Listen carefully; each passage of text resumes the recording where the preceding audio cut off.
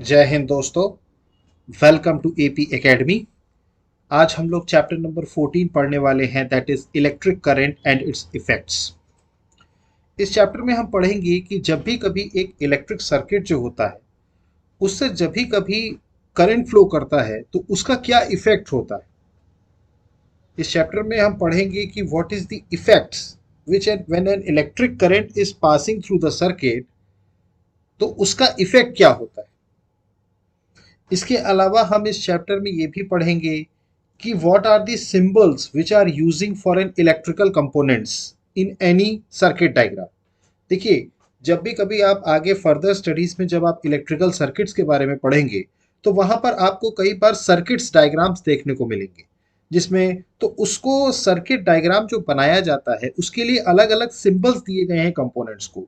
जैसे अब एक इलेक्ट्रिक सर्किट जो है उसमें इलेक्ट्रिक बल्ब भी होता है, फिर वो ऑन पोजीशन में कब है, ऑफ पोजीशन में कब है, बैटरी कब है, वायर क्या है, इलेक्ट्रिक सेल क्या है, इन सब के सिंबल्स दिए होते हैं।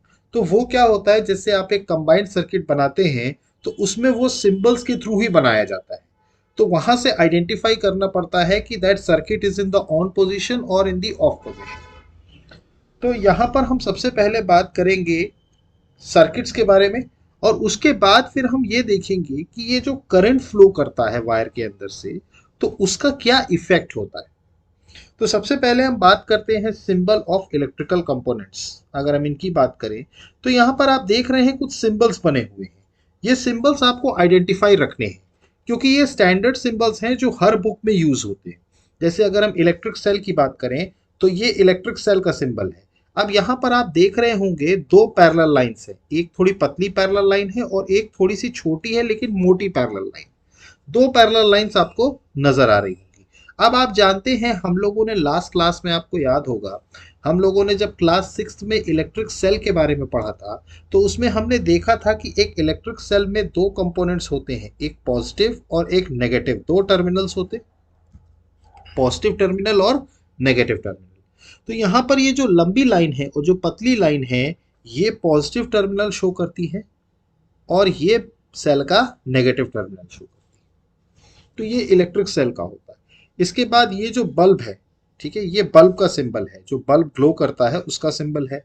फिर ये switch in the on position. On position का मतलब जब आप स्विच ऑन करते हैं तभी इलेक्ट्रिक करंट का फ्लो होता है और तभी हमारा बल्ब जलता है। मैंने आपको बताया था, वहां पर पूरा सर्किट समझाया था कि किस तरीके से पूरा सर्किट कंप्लीट होता है तभी वो बल्ब ग्लो करता है। फिर इसके अलावा यहाँ पर एक और सिंबल दिया है which is switch in the of position. अगर ऑफ किया हुआ है तो किस तरह होता है। फिर इसके अलावा यहाँ पर बैटरी दी हुई है। देखिए, बैटरी का मतलब है दो इलेक्ट्रिकल सेल्स का कॉम्बिनेशन। दो इलेक्ट्रिक सेल को जब कंबाइन किया जाता है तो वो एक बैटरी कहलाती है। नॉर्मली आपने जो बैटरी देखी होंगी, आपने जैसे, अगर आप आपके घरों में कार है तो आप कार की बैटरी कभी निकाल करके देखिएगा तो उसमें मल्टीपल इलेक्ट्रिकल सेल्स जो हैं वो एक दूसरे के साथ जुड़े।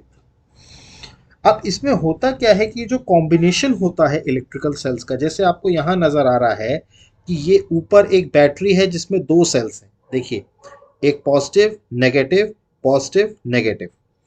आपके घरों में जो आप रिमोट यूज करते हैं टीवी देखने के लिए, या आप जो टॉर्च का इस्तेमाल करते हैं या जो ट्रांजिस्टर का इस्तेमाल करते हैं, आपने देखा होगा उसमें आप मल्टीपल इलेक्ट्रिकल सेल्स का यूज करते हैं।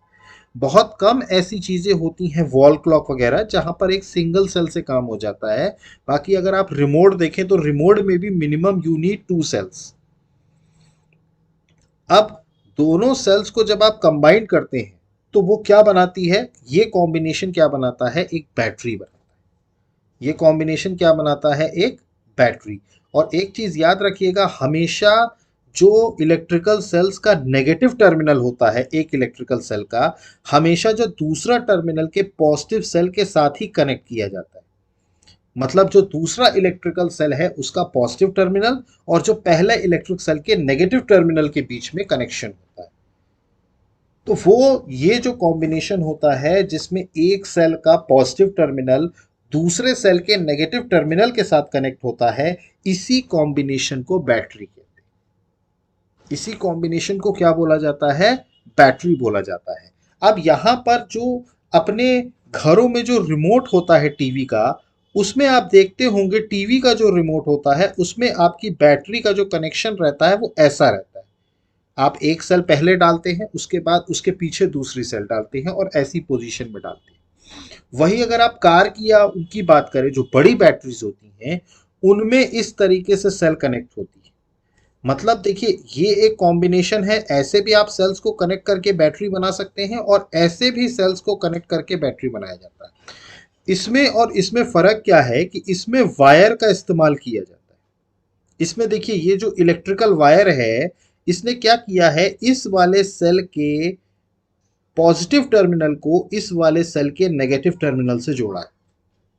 चूंकि ये पैरेलल पोजीशंस पे हैं, इसीलिए इसमें वायर का इस्तेमाल किया गया है। आप कार की बैटरी उठा करके देखिएगा, कार की बैटरी में आपको वायर्स मिलेंगे जो एक टर्मिनल के पॉजिटिव टर्मिनल से, एक बैटरी के एक सेल के पॉजिटिव टर्मिनल से दूसरे सेल के नेगेटिव टर्मिनल को कनेक्ट करता है। तो कॉम्बिनेशन कोई भी हो सकता है, मतलब आप सेल्स को किसी भी तरीके से कनेक्ट कर सकते हैं। कई बार आप देखते हैं कि इस तरीके का एक सेल होल्डर भी यूज किया जाता है। यहाँ पे ये देखिए, ये आपको यहाँ नजर आ रहा होगा, ये सेल होल्डर होता है। इसमें एक बैटरी यहाँ लगती है और एक सेल यहाँ पे लगती है। क्लियर? तो इस तरीके से क्या होता है कि जो पॉजिटिव होता है, जैसे ये देखिए यहाँ पर ये वायर का इस्तेमाल हो रहा है, ठीक है, और इस तरफ यहाँ पर एक कैप होती है। नॉर्मली हमारी बैटरी का जो नेगेटिव टर्मिनल होता है उसको यहाँ से कनेक्ट किया जाता है और पॉजिटिव इस तरफ होता है, और इस तरफ में देखेंगे हमेशा ये डायगोनली अपोजिट है। इसका मतलब क्या है, यहाँ से वायर के थ्रू कनेक्ट किया गया है। अगर आप ध्यान से देखें तो यहाँ पर ये अंदर जो है ये वायर लगी हुई है। इस वायर से चूंकि बैटरी अगर यहाँ पर लग रही है तो उसका नेगेटिव टर्मिनल इस तरफ है और पॉजिटिव इस तरफ है, और अगर बैटरी इस वाले पे लग रही है तो उसका नेगेटिव इस तरफ है और पॉजिटिव इस तरफ है। तो यहाँ पर ये पॉजिटिव नेगेटिव का कॉम्बिनेशन हो जाता है, जुड़ जाता है ऐसे। तो ये भी एक पोजीशन है जिसके जरिए आपको बस इतना याद रखना है कि किसी भी बैटरी बनाने के लिए यू नीड टू और more than two electrical cells, और एक के पॉजिटिव टर्मिनल को दूसरे के नेगेटिव टर्मिनल से कनेक्ट किया जाता है, और इस कनेक्शन को जो डिवाइस जो होता है उसको हम सेल होल्डर कहते हैं। उसको हम क्या बोलते हैं, सेल होल्डर कहते हैं। तो आपने यहाँ पर समझा कि कौन कौन से सिंबल्स यूज होते हैं इलेक्ट्रिकल कंपोनेंट्स में। ये सिंबल्स आपको याद रखने हैं, क्योंकि आगे जब आप सर्किट डायग्राम किसी भी उसका बनाएंगे तो आप देखेंगे कि उसमें इन्हीं सिंबल्स का इस्तेमाल करके बनाया जाएगा। फिर इसके अलावा आपको ये भी समझना है कि इलेक्ट्रिकल सेल्स का कॉम्बिनेशन किस तरीके से होता है और उसको किस तरीके से अरेंज किया जाता है ताकि वो एक बैटरी का काम कर सके, जो नॉर्मली हमारे घरों में जो टॉर्चेस या ट्रांजिस्टर्स या टॉयज या टीवी रिमोट कंट्रोल्स ये सब यूज होते हैं बैटरीज। क्लियर? तो सेल्स को साइड बाय साइड भी रखा जा सकता है। क्लियर? और पॉजिटिव और नेगेटिव टर्मिनल में पॉजिटिव और नेगेटिव टर्मिनल को कनेक्ट किया जाता है। इसीलिए आपने देखा होगा हर इलेक्ट्रिक सेल में पॉजिटिव और नेगेटिव क्लियरली डिफाइंड होता है ताकि आप उसको ज्वाइन कर सके। क्लियर?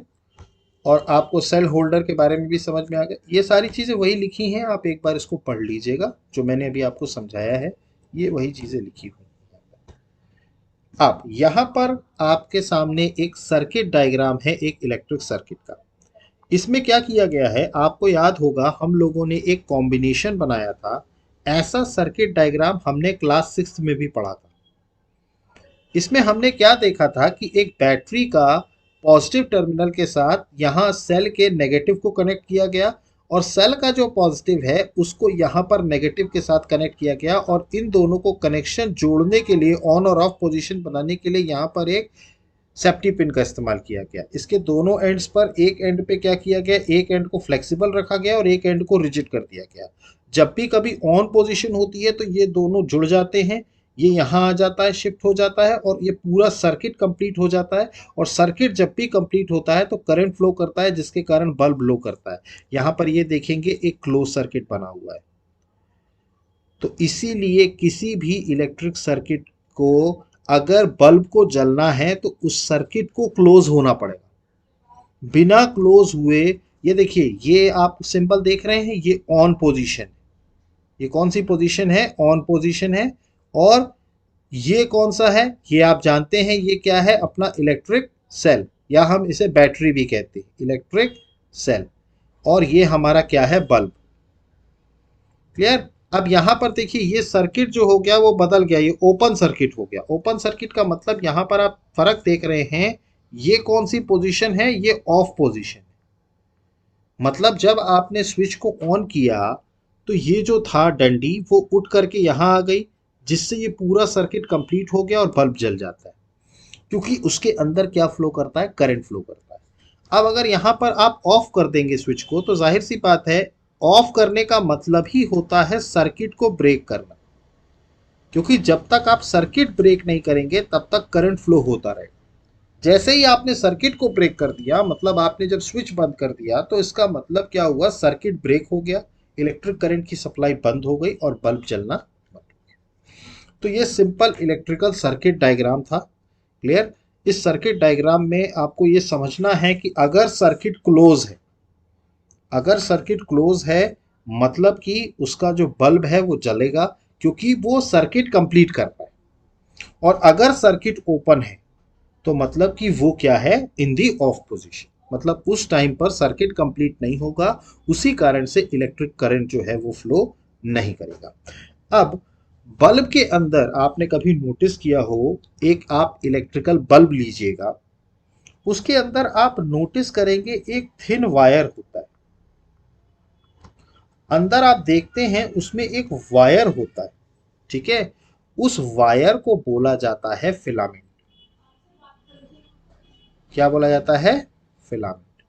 मतलब कि हर कोई भी बल्ब आप उठा करके देख लीजिए, उसके अंदर एक वायर होता है जो फिलामेंट के रूप में काम करता है। नॉर्मली जब भी करंट पास किया जाता है सर्किट से, तो बेसिकली वो जो वायर होता है वो ग्लो करता है, मतलब वो वायर जो ग्लो करता है वो ही फिलामेंट होता है।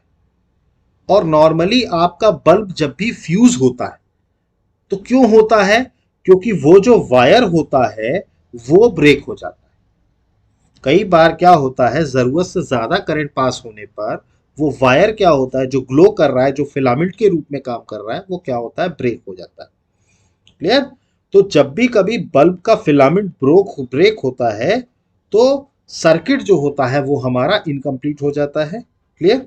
और आप कभी भी नोटिस करें, कुछ टाइम तक जलने के बाद आप कभी भी अपने घर का ट्यूबलाइट हो या बल्ब हो, उसको कुछ टाइम के लिए स्विच ऑन करिए, कुछ टाइम तक उसको जलने दीजिए, और फिर उसको आप स्विच ऑफ करके जरा उस बल्ब को टच कीजिए, कैसा फीलिंग आएगा, आप देखेंगे कि हीटिंग इफेक्ट है।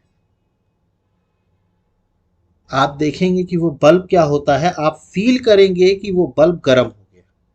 तो वो बल्ब गर्म कैसे हो गया, इसका मतलब जो इलेक्ट्रिक करंट पास किया गया उसका कुछ अदर इफेक्ट भी हुआ है, मतलब कि सिर्फ बल्ब ग्लो नहीं किया है, उसमें कुछ और भी इफेक्ट हुआ है, and that is heating effect.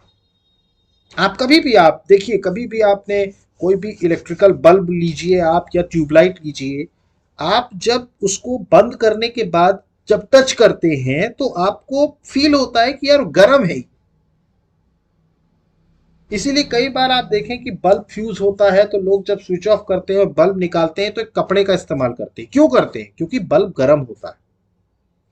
तो यहां पर इलेक्ट्रिकल जो करंट फ्लो हो रहा है वो सिर्फ बल्ब को जलाने के लिए नहीं हो रहा है, उसका एक इफेक्ट ये भी है कि उससे वो चीज हीटअप हो रही है, उससे वो चीज क्या हो रही है, हीटअप हो रही है। So this is heating effect of electric current. तो इसीलिए आगे हम जो पढ़ने वाले हैं वो पढ़ने वाले हैं heating effect of electric current. मतलब ये जो गर्म होती है चीज, कोई भी इलेक्ट्रिकल कंपोनेंट आप उठा करके देख लीजिए, उसको थोड़ी देर जलाने के बाद जब आप उसको बंद करके टच करते हैं तो आपको गर्म फील होता है। कोई भी इलेक्ट्रिकल कंपोनेंट आप उठा के, वो क्यों होता है, क्योंकि करंट के कारण हीट डेवलप हुई। तो इसीलिए कभी भी किसी भी वायर में जब भी कभी करंट फ्लो होता है तो इलेक्ट्रिक करंट अगर उसके अंदर से पास हुआ है तो वो वायर हॉट हो जाती है। ये देखिए यहां पर आपके सामने एक फिगर बना हुआ है इलेक्ट्रिक हीटर का। ये देखिए, ये इलेक्ट्रिक हीटर के अंदर ये कॉइल होती है। ये आपने इलेक्ट्रिक हीटर अपने घरों में देखा होगा। इसके अंदर क्या होती है? कॉइल होती है। तो बेसिकली जब भी कभी आप इलेक्ट्रिकल हीटर को ऑन करते हैं तो ये जो कॉइल होती है इसके अंदर की वो बिल्कुल हॉट हो जाती है और इसका कलर एकदम रेडिश हो जाता है। Coil becomes hot. कॉइल क्या हो जाती है? हॉट हो जाती है when ever the current flows through it. जब भी कभी इसके अंदर से करंट फ्लो होता है। ठीक है, तो आप कोई भी इलेक्ट्रिकल सर्किट लीजिए, जैसा कि यहां पर बना है एक इलेक्ट्रिक सर्किट। ये देखें अगर आप इलेक्ट्रिक सर्किट देखें अगर आप, ठीक है, अब यहां पर तो ये ऑफ पोजीशन पे है। ठीक है, तो सबसे पहले आप क्या करिए, इस बल्ब को टच कीजिए। जब ये ऑफ पोजीशन पे है तो क्या करिए, आप इस बल्ब को टच कीजिए। क्लियर? तब आप एग्जामिन कीजिए कि आपको क्या फील हो रहा है। उसके बाद क्या करिए, आप उस स्विच को ऑन कर दीजिए। ऑन करेंगे तो बल्ब जलेगा। कुछ देर बल्ब को जलने दीजिए। उसके बाद उस स्विच को फिर ऑफ करके फिर बल्ब को टच कीजिए। तो आपको क्या डिफरेंस नजर आएगा कि पहले जब ऑफ पोजीशन पे था तब हमने जब बल्ब को टच किया, तब हमने जब बल्ब को टच किया तो उस टाइम पर उसका टेम्परेचर नॉर्मल था, मतलब हमें गर्म नहीं लगा। लेकिन जब हमने बल्ब को ऑन कर दिया और कुछ टाइम तक बल्ब को जलने दिया तो बल्ब जलता रहा।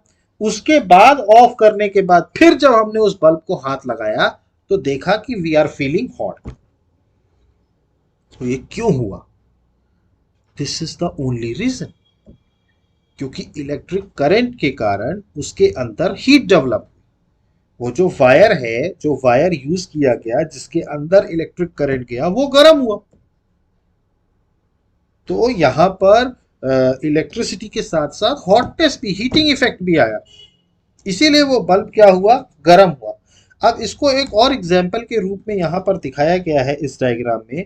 इस डायग्राम में देखें अगर आप, इसने एक सर्किट बनाया है जिसमें इसने क्या किया है, एक वायर लिया है। ठीक है, एक वायर अराउंड 10 सेंटीमीटर का वायर लिया है जो नाइक्रोम का बना हुआ है। किसका बना है? नाइक्रोम का बना है। और यहां पर देखिए दो कीलें लगाई गई हैं। ठीक है, और इस वायर से इन कीलों को वाउंड कर दिया गया। ये देखिए आप यहां से ध्यान से देखें तो इस कील को इन वायर के थ्रू क्या किया गया है, इसमें वाइंड अप कर दिया गया। क्लियर? तो मतलब एक तरीके से कॉइलिंग कर दी गई। ठीक है, और फिर इसको क्या किया है, इन दोनों नेल्स को यहाँ पे इलेक्ट्रिक सर्किट के थ्रू, बैटरी एक इलेक्ट्रिक सेल के थ्रू कनेक्ट कर दिया गया। ठीक, अब ये अभी ऑफ पोजीशन पे है। ठीक, लेकिन जैसे ही ये ऑन पोजीशन पे आएगा इसके अंदर से electric circuit flow, current flow करेगा। अब वो करंट इस वायर से भी फ्लो करेगा। क्लियर? अब जब आप इसको ऑफ करेंगे तब आप इस वायर को जब टच करेंगे तो आपको हॉटनेस फील होगा। तो यही हीटिंग इफेक्ट है। या फिर आप इस रूम हीटर की बात करो या बल्ब के अंदर के फिलामेंट की बात करो, तो ये जो हीट प्रोड्यूस होती है यही हीटिंग इफेक्ट है इलेक्ट्रिक करंट का। क्लियर? अब ये कितनी अमाउंट ऑफ हीट प्रोड्यूस होती है ये इस चीज पे डिपेंड करता है कि वायर कैसा है। मतलब कि जो करंट जिस वायर पे पास हो रहा है उस वायर का मटेरियल कैसा है, उस वायर की लेंथ कैसी है, कितनी है, उस वायर की थिकनेस क्या है, ये कितना अमाउंट ऑफ हीट प्रोड्यूस करेगा, ये बेसिकली उन वायर्स के इन तीन फैक्टर्स पे डिपेंड करता है। मतलब पहला तो वायर का मटेरियल क्या होगा, फिर इसके अलावा वायर की लेंथ क्या है, और इसके अलावा वायर की थिकनेस क्या है। उस चीज पे डिपेंड होगा कि कितनी अमाउंट ऑफ हीट प्रोड्यूस होती है। क्लियर? अब कई ऐसे भी वायर होते हैं जो ज्यादा सप्लाई होने के कारण हीट होते हैं और मेल्ट हो जाते हैं। कई ऐसे भी वायर होते हैं, मतलब आपने देखा हो कई ऐसे भी वायर होते हैं जो एक पर्टिकुलरली ऐसे मटेरियल के बने होते हैं जो ज्यादा हीट बर्दाश्त नहीं कर पाते, और वो क्या होते हैं, वो मेल्ट हो जाते हैं और वो टूट जाते हैं जब भी कभी ओवर करंट सप्लाई होता है, मतलब वो ओवर हीट हो जाते हैं। आप लोग सभी लोगों ने घरों में आप लोगों के इलेक्ट्रिक सप्लाई को या करंट के फ्लो को कंट्रोल करने के लिए आपके घरों में फ्यूज का इस्तेमाल किया जाता है, या आजकल एमसीवी का इस्तेमाल किया जाता है। आप देखते हैं घरों में या तो फ्यूज लगा होता है कुछ कुछ घरों में, या एमसीवी लगा होता है। एमसीवी का फुल फॉर्म है मिनिएचर सर्किट ब्रेकर। एमसीवी का फुल फॉर्म लिख लीजिएगा, आप लोग नोट कर लीजिएगा। जो आपके घरों में एमसीवी लगी होती है उसका फुल फॉर्म है miniature circuit breaker, MCB. MCB miniature circuit breaker. तो ये एमसीबी जो होता है ये यूज किया जाता है घरों में। पहले के समय में फ्यूज यूज किया जाता था। बेसिकली इसमें होता क्या है कि ये फ्यूज हो या ये एमसीबी हो, ये बेसिकली आपके घरों के इलेक्ट्रिकल कंपोनेंट्स को बचाने का काम करते हैं, और अल्टीमेटली करंट के कारण आपके घर में आग ना लग जाए उससे बचाते हैं। इसीलिए जो फ्यूजेस इस्तेमाल किए जाते हैं घरों में, उसमें कहा जाता है कि भाई आईएसआई हॉलमार्क के सर्टिफाइड स्विचेस को ही, फ्यूजेस को ही इस्तेमाल करें, क्योंकि कई बार शॉर्ट सर्किट होने के कारण आग भी लग सकती है घर में। तो आपके इलेक्ट्रिकल कंपोनेंट्स के साथ साथ आपकी चीजों को या आपके घर को जो बचाने का काम करते हैं वो ये फ्यूज करते हैं। इन फ्यूजेस में एक वायर इस्तेमाल किया जाता है।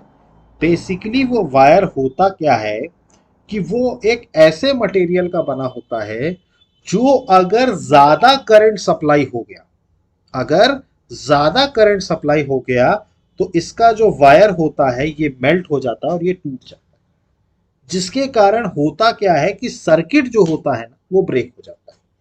सर्किट ब्रेक होने के कारण पावर सप्लाई बंद हो जाती है। आप कभी भी देखिएगा जब भी कभी पावर सप्लाई जाती है तो लोग सबसे पहले इलेक्ट्रिक मीटर की तरफ जाते हैं, देखते फ्यूज तो नहीं उड़ गया।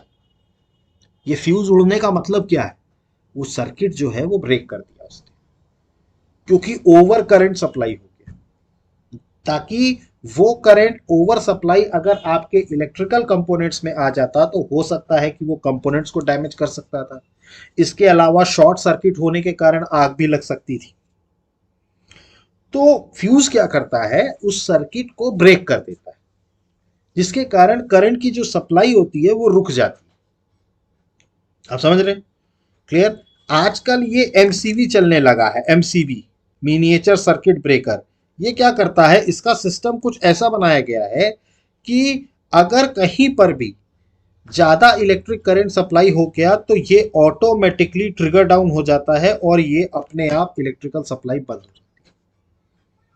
मतलब ये टिकल डाउन हो जाता है। इसमें ये नहीं है कि वायर तोड़ दिया तो फिर निकालो फ्यूज बदलो, वो नहीं होता। इसमें क्या होता है, वो तुरंत नीचे डाउन हो जाता है।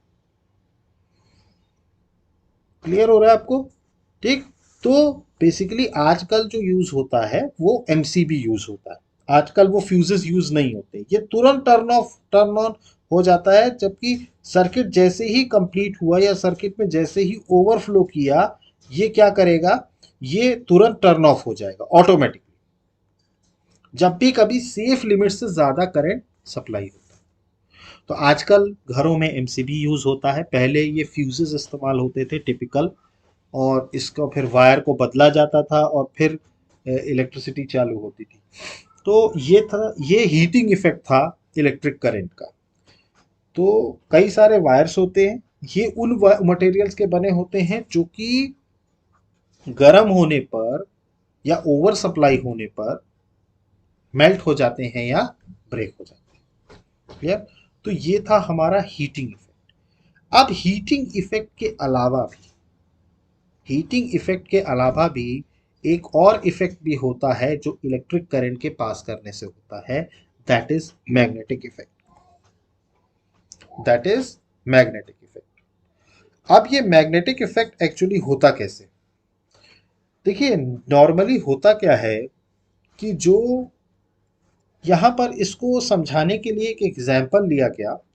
यहाँ पर एक जो मैच बॉक्स का अंदर का जो पार्ट होता है, कार्डबोर्ड ट्रे होती है, उसको लिया गया, ठीक है, और उस पे इलेक्ट्रिक वायर को रैप कर दिया गया। देखिए, आप यहाँ पर देख रहे हैं इलेक्ट्रिक वायर को पूरी तरीके से इस कार्डबोर्ड पर रैप कर दिया गया, और इसके अंदर अगर आप देखें तो एक छोटी सी कंपस निडल, ये देखिए, इस ट्रे के अंदर एक छोटी सी कंपस निडल रखा गई।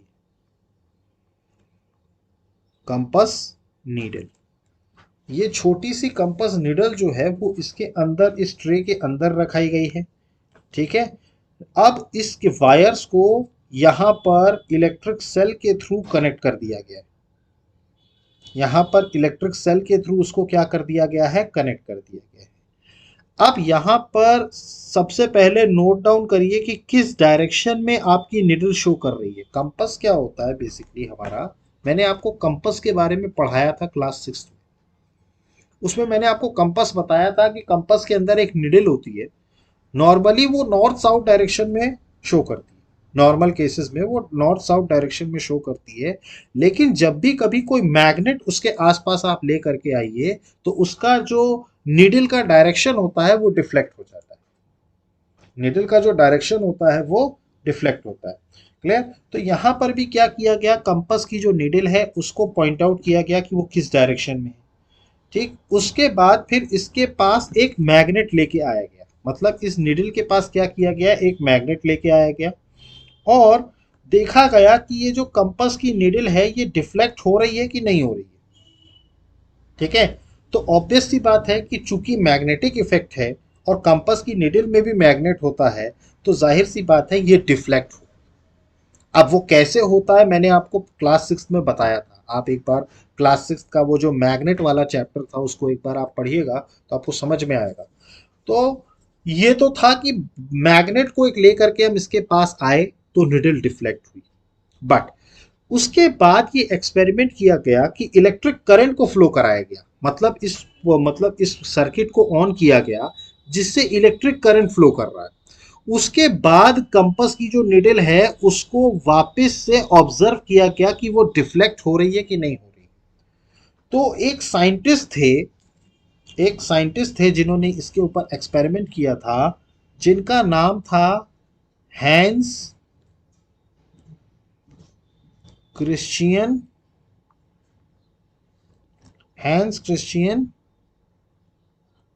ऑर्स्टेड। हैंस क्रिश्चियन ऑर्स्टेड नाम के एक साइंटिस्ट थे, क्लियर। उन्होंने ये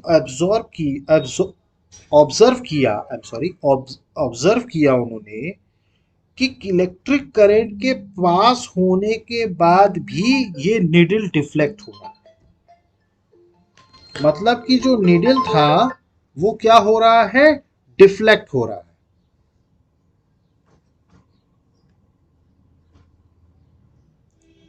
सॉरी जस्ट, तो इट हैज बीन एब्जॉर्ब्ड कि उन्होंने ऑब्जर्व किया कि इलेक्ट्रिक करंट पास होने के बाद भी कंपास की निडल जो है वो डिफ्लेक्ट हो रही है। मतलब कंपास की निडल, आसपास कोई मैग्नेट नहीं है, लेकिन इलेक्ट्रिक करंट के पास होने के कारण ये कंपास की जो निडल है वो डिफ्लेक्ट हो रही है। तो ये क्या है? तो ये बेसिकली उन्होंने ये थ्योरी बताई कि इलेक्ट्रिक करंट में मैग्नेटिक इफेक्ट भी होता है। इलेक्ट्रिक करंट में मैग्नेटिक इफेक्ट भी होता है जो कि क्या करता है, उसको डिफ्लेक्ट करता है। क्योंकि देखिए, मैग्नेटिक इफेक्ट अगर ना होता तो ये कंपास की जो नीडल है वो डिफ्लेक्ट ना होती, क्योंकि कंपास की नीडल जो बनी है वो मैग्नेट की बनी, क्लियर। तो जो हमारा जो ये जो कॉइल होता है, ये जो कॉइल है, इलेक्ट्रिक वायर जो है जिससे बाउंड किया गया, ये जब भी कभी इलेक्ट्रिक करंट इसमें पास होता है तो ये वायर भी मैग्नेट की तरह बिहेव करता है। ये जो वायर होता है ये भी किसकी तरह बिहेव करता है? मैग्नेट की तरह। जब भी कभी इलेक्ट्रिक करंट इसके अंदर से फ्लो करता है तो ये जो कॉइल होता है ये क्या काम करता है? एज अ मैग्नेट काम करता है। ये एक्सपेरिमेंटली परफॉर्म किया गया है। तो this is the magnetic effect of electric current. Clear हो रहा है आपको ये? तो ये इन साइंटिस्ट ने ऑब्जर्व किया था और इसी आधार पर जो कॉइल बनाई जाती है इसी को बोला जाता है इलेक्ट्रोमैग्नेट। क्या बोला जाता है? इलेक्ट्रोमैग्नेट। इसका मतलब क्या है कि इलेक्ट्रोमैग्नेट वो कॉइल्स हैं जो कि मैग्नेटिक इफेक्ट देती हैं। जब भी कभी उसके अंदर से इलेक्ट्रिक करंट फ्लो होता है तो ये जो कॉइल्स होती हैं ये एक मैग्नेटिक इफेक्ट देती हैं, ठीक है, जिसको हम इलेक्ट्रोमैग्नेट्स कहते हैं। इन्हीं कॉइल्स को इलेक्ट्रोमैग्नेट्स बोला जाता है क्योंकि इसके अंदर मैग्नेटिक इफेक्ट होता है जब भी कभी इन कॉइल्स में करंट को फ्लो कराया जाता है। क्लियर हो रहा है आपको ये? तो ये था हमारा इलेक्ट्रोमैग्नेट्स। तो इलेक्ट्रिक करंट के पास होने से सिर्फ हीटिंग इफेक्ट नहीं होता, मैग्नेटिक इफेक्ट भी होता है। क्लियर हो रहा है आपको ये? नेक्स्ट अगर हम बात करें तो वो है इलेक्ट्रिक बेल। ये लास्ट कंसेप्ट है इस चैप्टर का जिसमें एक इलेक्ट्रिक बेल किस तरीके से वर्क करती है। देखिए इलेक्ट्रिक बेल का यहां पर एक सर्किट डायग्राम दिया हुआ है, ठीक है। देखिए अगर आप फिगर को ध्यान से देखें तो इसमें कॉइल ऑफ वायर्स है। ये देखिए यहां पर वायर बने हुए, वायर की कॉइल बनी है। क्लियर? इसमें क्या है? On an iron piece. देखिए यहां पर ये जो है, ये जो जिसके ऊपर ये कॉइल वाउंडेड है ये आयरन पीस है। ये क्या है? Iron piece. तो बेसिकली ये जो आयरन पीस है इसमें इस कॉइल को वाउंड किया गया है। ये कॉइल एक्ट कर रही है as an electromagnet. This coil acts as an electromagnet. अब यहां पर देखें अगर आप तो एक आयरन की स्ट्रिप बनाई गई है, ठीक है, जिसमें ऊपर हैमर लगा हुआ है। ऊपर क्या लगा हुआ है? हैमर लगा हुआ है। An iron strip with a hammer at one end is in contact with the screw. ये देखिए यहां पर ये स्क्रू लगा हुआ है। ये ध्यान से देखिए आप, यहां पर स्क्रू लगा हुआ है और जो करंट है कॉइल से वो फ्लो कर रहा है इस स्क्रू की तरफ, ठीक है। देखिए आप इस बात को समझिए, यहां पर क्या लगा हुआ है? एक आयरन की स्ट्रिप है। आयरन की स्ट्रिप में एक एंड पे क्या हुआ है? हैमर है, ठीक है, और दूसरे एंड पे क्या है? यहां पर एक कॉन्टैक्ट स्क्रू लगा हुआ है, ठीक है, ये आयरन स्ट्रिप के पास, ठीक है। जब भी कभी ये आयरन स्ट्रिप जो होगी वो कांटेक्ट में आएगी विद द स्क्रू, कांटेक्ट में आती है तो इसके अंदर करंट फ्लो करता है। तो करंट जो फ्लो करता है जो कि इलेक्ट्रोमैग्नेट हो गया है वो क्या करता है? आयरन स्ट्रिप को अपनी तरफ खींचता है। ये क्या करता है? ये मैग्नेट की तरह काम करेगा। तो ये मैग्नेट क्या करेगा? इस आयरन स्ट्रिप को अपनी तरफ खींचेगा।